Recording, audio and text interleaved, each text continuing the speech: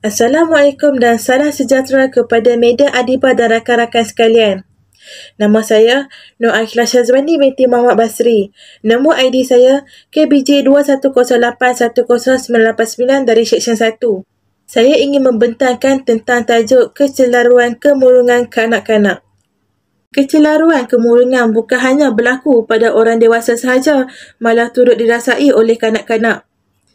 Kemurungan boleh dianggap sebagai satu masalah kesihatan yang membimbangkan kerana ia melibatkan gangguan emosi seperti kebimbangan atau tekanan.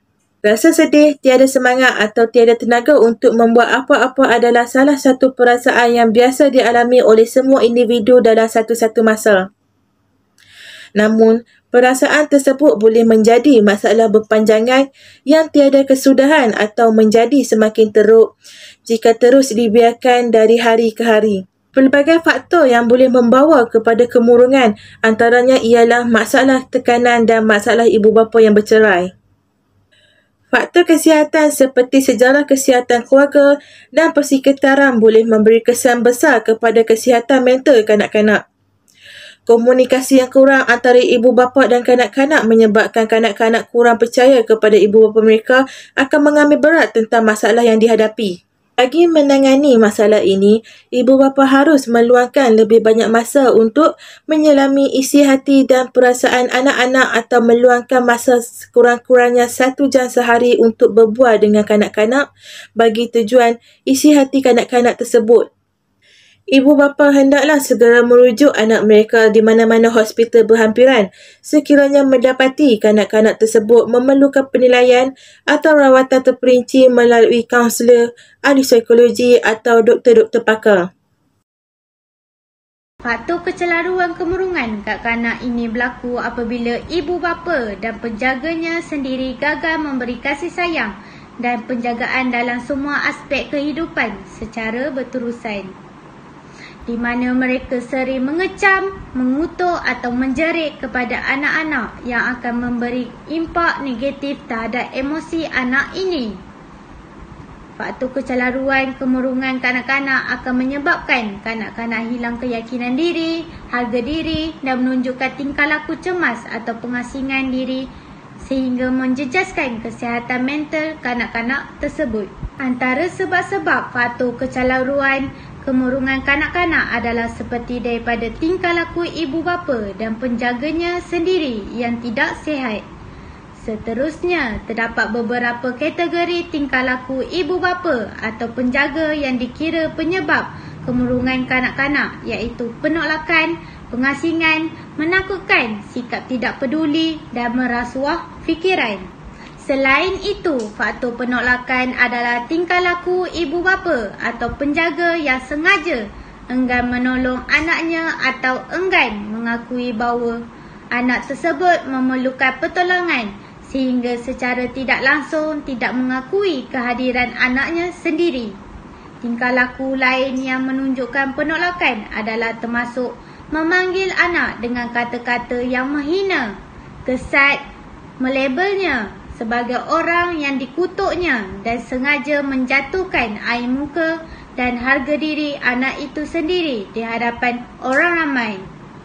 Tindakan ibu bapa demikian akan menjadikan kanak-kanak berasa malu dan tidak mempunyai keyakinan diri untuk bersosial dengan orang sekelilingnya, terutamanya dengan rakan sebayanya dan sering berkurung sendirian dalam bilik tersebut. Seterusnya, faktor pengasingan. Pengasingan ini melibatkan tindakan ibu bapa atau penjaga yang sengaja mengasingkan atau ingin memberi pengajaran kepada anak dengan mengunci anak di dalam almari atau bilik dalam jangka masa yang panjang disebabkan sikap anak mereka yang tidak mendengar kata-kata ibunya. Selain itu, tindakan ibu bapa atau penjaga yang tidak membenarkan langsung anak mereka bergaul dan berinteraksi dengan rakan sebaya atau orang lain juga dianggap sebagai pengasingan. Perkara ini berlaku dalam usaha ibu bapa untuk mengawal pergerakan anak-anak atau dalam usaha mendisiplinkan anak-anak secara melampaui batas.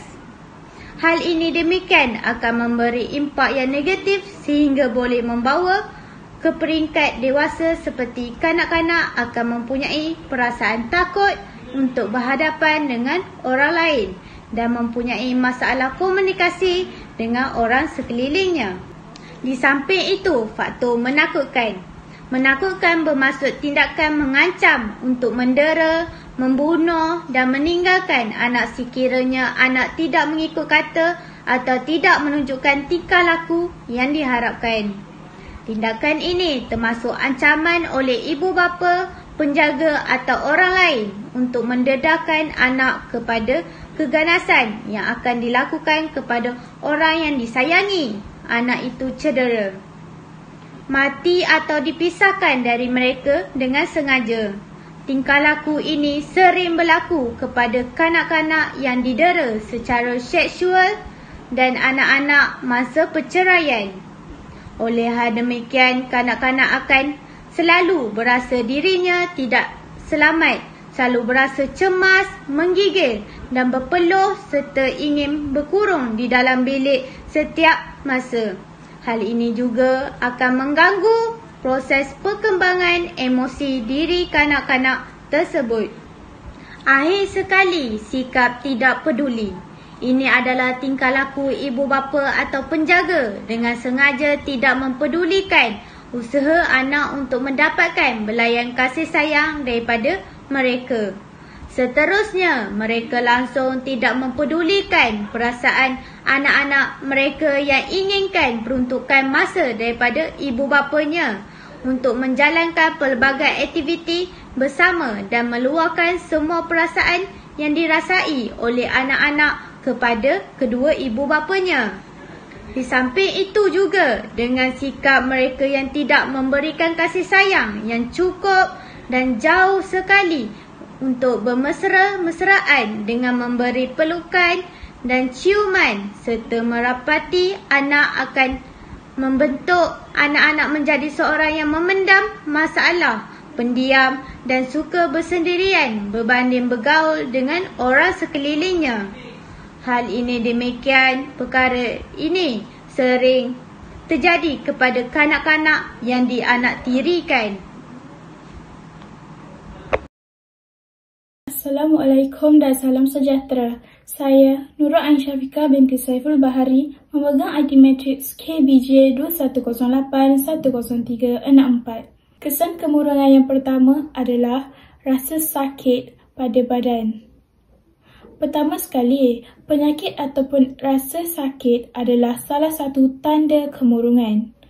Orang yang mempunyai rasa sakit yang samar-samar seperti sakit sendi, anggota badan ataupun belakang badan mereka perlulah berjumpa dengan doktor segera. Walaupun seseorang pastinya akan rasa tertekan apabila dalam kesakitan, namun begitu,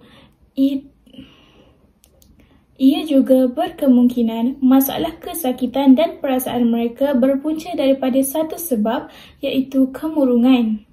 Pada pesakit yang mengalami kesakitan sebagai gejala kemurungan, antidepresan iaitu dua molekul yang penting di dalam otak akan menjadi salah satu pilihan yang terbaik.